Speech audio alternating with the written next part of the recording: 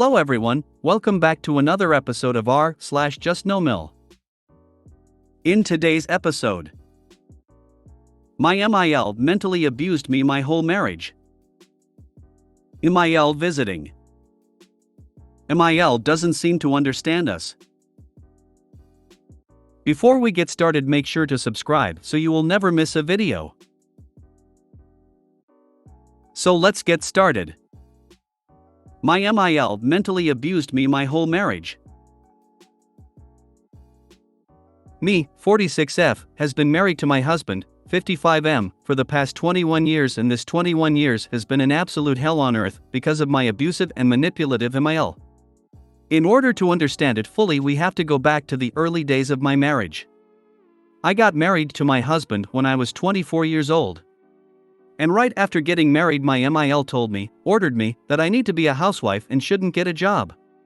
She told me that women needs to become good housewives and mother, and they should leave the job and working for the husband.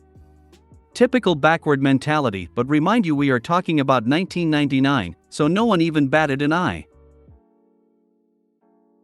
I have a college degree in history which I graduated with honors, and I really wanted to be a high school teacher. But my MIL made sure that I give up on the dream, including telling my dad and my husband to convince me. Let me remind you, my husband didn't used to make a lot of money during that time, and I really wanted to help him out, but I couldn't because of my MIL. Fast forward to 6 months, my MIL started pressuring me on getting pregnant. Says that she wants a grandson. Now, before I continue, one thing you have to understand about my husband is that he is an incredible human being. He is a great father to my kids, a wonderful SIL to my parents, and an amazing husband. He is the kind of person to always put others first, a little too much. But his biggest problem is that he has been seriously groomed and manipulated by my MIL ever since he was a child. He could never stand up for me or himself in front of my MIL, so much so that it put a strain in my marriage. But anyways, let's talk about MIL. One of the first instances of manipulation started early on in the marriage when she won't let me enter my own kitchen or cook. Remind you, she lives in our home with us. When I asked why, she said, and I quote, "I don't want you cooking for my son, I don't think he will like your cooking. You can cook for your own son when he is born." And that's it, I lost my kitchen. I only used to enter the kitchen to make my own food, which I am gonna eat. As she only used to make food for herself and my husband. Second instance, one day my dad came to visit me, to see how I am doing. It's been a few months since marriage. My MIL was sitting in the common room with a few of her friends gossiping. The instant she saw my dad, she stood up, went into her room, and locked herself. My dad came and immediately started asking where she is, as he has brought presents for everyone. A common custom here. I went to her room and told her that my dad is here. And she immediately said that she is not feeling well and she will meet him another time. My dad, who was smiling and is just a cheerful person in general, suddenly lost his smile, and I realized how hurt he was. I honestly wanted to cry seeing my father getting disrespected like that, but I kept myself strong. I remember one day when I was going to my parents' house for a few days, my MIL came up to me and said, and I quote, "I hope they teach you to be a better housewife when you are there." Again, my husband said nothing. I looked at him and he just bowed his head down and walked out of the room. These are some of the many abuses that kept on going every day. Now fast forward to a year and a half after marriage, my son is born and we are very happy. My baby boy is the light of my life. But my MIL made it sure that she is also gonna groom him the same way she groomed her own son. I told myself that there is no way in hell I am gonna let that happen. My MIL finally let me enter my own kitchen, but this time I had to make food for the whole family and she never ever helped me. Not even in the slightest. I realized the only reason she let me enter the kitchen is because she can use the time to groom my son. I remember one day when I was cleaning the room, I heard my MIL from the other room talking and playing with my son. I wanted to see what was going on. I hid by the door to hear what they were talking about and heard my MIL telling my 2-year-old son, and I quote, "Too bad you are not gonna be good looking as your mother isn't." I got so furious hearing that, that I barged into the room and told her why is she saying stuff like that to a 2-year-old kid about his mother. Hearing this, she just looked at me from top to bottom and then said, "Well, it's true." I immediately took my son from her and told her that if she ever says stuff like that ever again, I will not let her interact with my son. To which she got absolutely furious and said that she is the grandmother and the head of this family and that she has more ownership over my son than me. And she then continued to belittle me and say that from now on I can never call her mom, as I am not her blood. And after that, for the next 20 years and still counting, I never ever called her mom, and I will never in this lifetime. Every instance in my life she humiliated me. She never helped me with any of the household chores, and she would always find faults in everything I did. This room isn't cleaned properly, the food wasn't that good today. I seriously started thinking myself like a housemaid rather than a housewife. Even during my pregnancy, she didn't help me at all. I used to do all the household chores, including literally listening and doing everything my MIL wants while being 7 months pregnant, tired, and nauseated. Another instance was that during my delivery I couldn't do it normally and had to undergo a C-section. This left scars in my belly, along with all the pregnancy stretch marks, and I had a lot of pregnancy stretch marks in my lower abdomen. My MIL one day saw this and said my body looks ugly and that I should wear fully covered clothes so people don't see those scars and stretch marks. She even continued saying that if I had taken care of myself during pregnancy I wouldn't have had any problem doing a normal delivery. This made me extremely self-conscious about my body, coupled with the post-pregnancy anxiety. I locked myself in the bathroom and started crying. At night I told this to my husband and he got very sad. But he told me to just ignore this and not let this statement hurt my feelings. Now you guys will probably think that why didn't I leave my husband and got a divorce? And rightfully so. But I only stayed because I didn't want my son to grow up in a broken family and B, due to divorce being a societal taboo where I am from. I highly admire the women who doesn't take shit from their in-laws and divorces the abuse. I wish I was that strong and bold. Third instance, it's been 9 years since my son was born and now I gave birth to a beautiful daughter. My son is in 4th standard and he has grown up to be a wonderful boy. Beautiful with big dark eyes and head full of thick beautiful hair. An incredible student, top of his class, highly intelligent, good at sports and really popular in school. I am just so proud of my baby. Now my Sael, sister-in-law, also has a daughter who is a year and a half older than my son. And although I shouldn't say this and I consider her like my own daughter, my Sael's daughter isn't that intelligent. She is an average student with below average academics and really struggles with even the most basic stuff. And my heart always goes out to her. But my MIL has always loved her way more than she did my son. And she never even hid the fact. Whenever I would praise my son in front of others, she would barge in the conversation and start talking about how my niece is also doing so well and getting better at school, which she wasn't. I don't have much of a problem with that, but as a mother it hurts me how she neglects and doesn't appreciate my kids, even though they are her own blood. When my niece was born, Sael's daughter, my MIL gifted her gold earrings, from the money she has saved over the years. But my son and my daughter received nothing. When it was my niece's birthday she would always help, contribute and make sure the event is wonderful. But during my children's birthday she won't even get out of the bed. She won't even bother to be present for the photos or during the cake cutting ceremony, and even if she did, she would come to the ceremony literally wearing what she wears in bed, but during her niece's birthday she would wear a nice dress for the photos. This really makes my heart cry, that even after doing so much for this family and doing everything she tells me to do she would still neglect my children like this. I can still tolerate the abuse that I face, but I won't tolerate the bias and neglect towards my children. Let me tell you a few more instances of how evil and a master manipulator she is. I have an ocean full of them. We live in a 3-bedroom house. 1 room belongs to me and my husband, 1 room to my MIL and another one that used to belong to my late FAL and was always empty. This will come later. My son started sleeping in my MIL's room since he was 9, as we didn't have much space and she won't let him use the FIL's room even if it was always empty. I, for no other better options, reluctantly agreed to it. Now started the grooming, every freaking night. I had no idea what was happening until a few years later when my son accidentally spilled what my MIL tells him in bed every night. When I pressured him to spill everything, he said how MIL used to tell bad things about my parents, his grandparents, to him. Saying stuff like they don't have any class, and that they are selfish for not giving more expensive gifts to this family. Even though my dad always did his best, and everything he could afford. My MIL told my son how my mom is a terrible cook and so am I. My son during delivery came out a little underweight.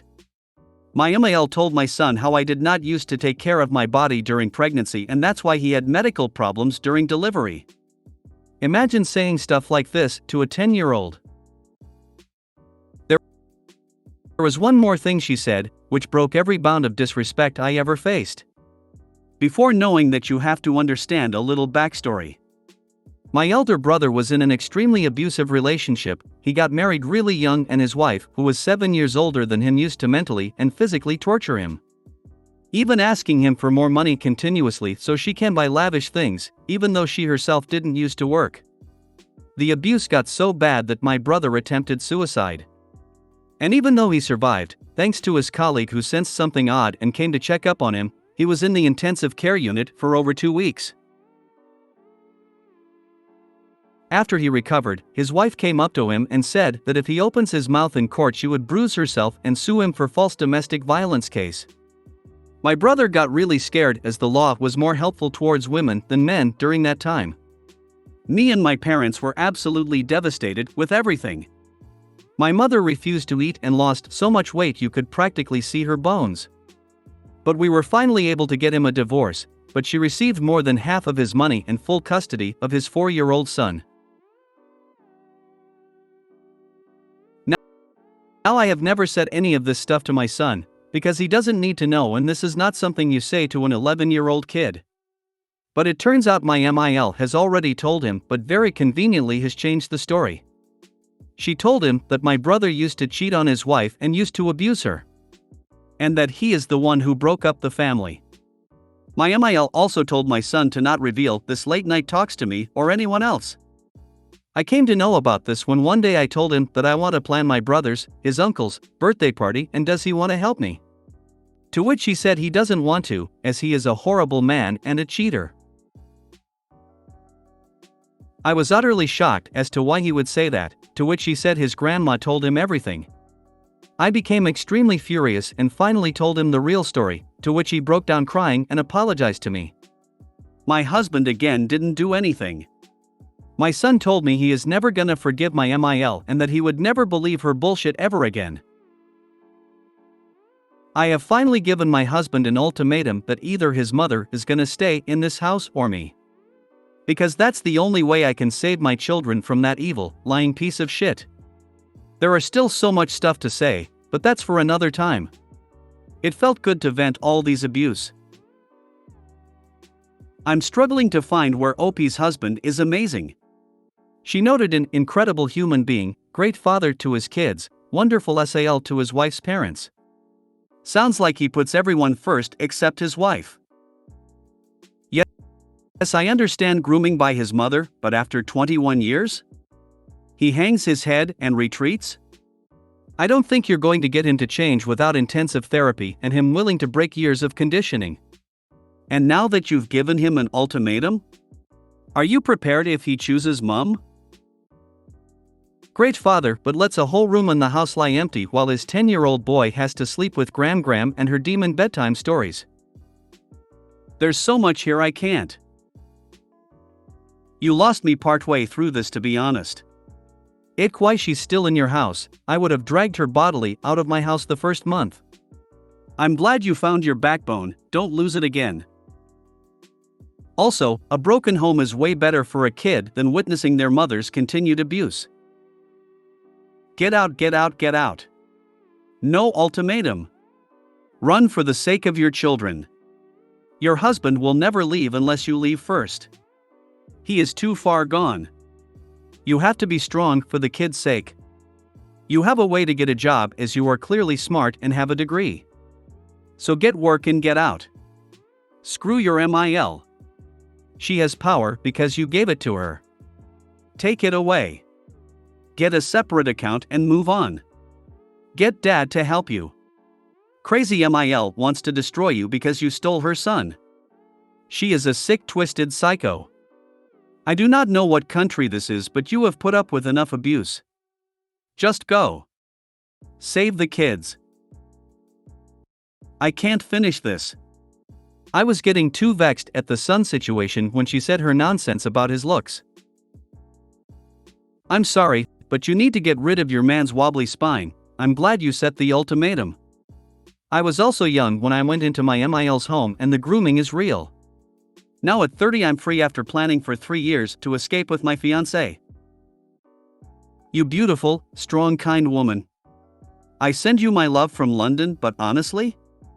You know your worth, and these women will do anything to diminish it because they hate themselves so their kin are the same. No offense to your husband. Leave with your babies or your so kicks her ass out and you live in peace with your babies. I can tell you now, life is so peaceful without them.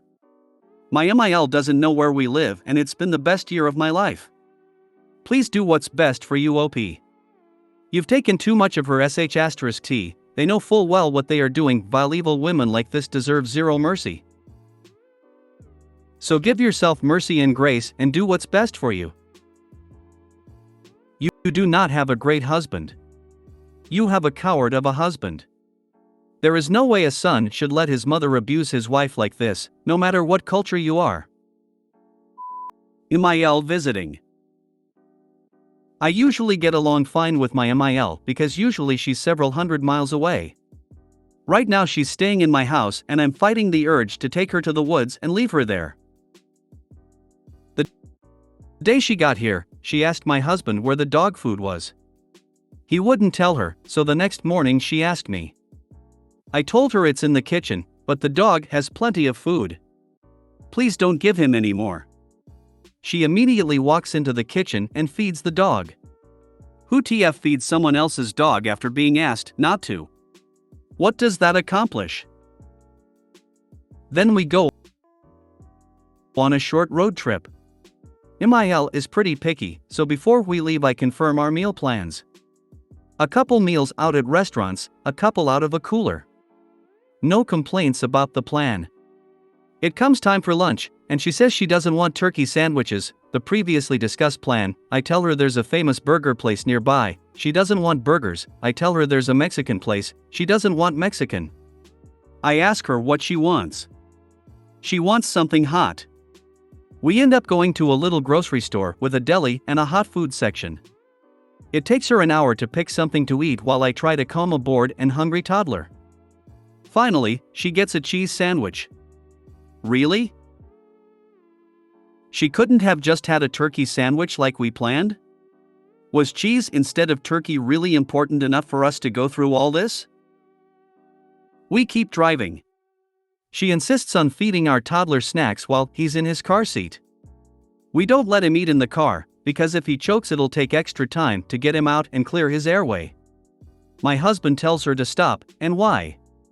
She tells him our toddler won't choke because my husband never did. She feeds him a couple more snacks but then runs out and we refuse to stop to get more. We stay the night and wake up for our previously discussed breakfast.